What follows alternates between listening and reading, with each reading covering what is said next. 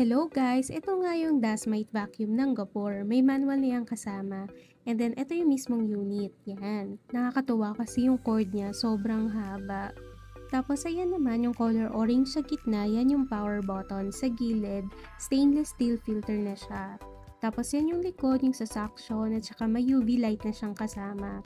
Ganito pala siya kalakas. So, para saan nga ba to?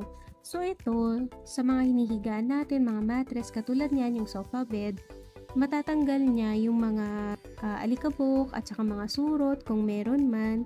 Tapos, for sanitation purposes na rin, kaya may UV light. O, diba? Compared sa iba, napakagaan nito. So, hindi siya nakakangalay sa kamay and then madali lang gamitin. Sobrang linis na niya guys. Kaya bili na ng Gabor Dasmite Vacuum.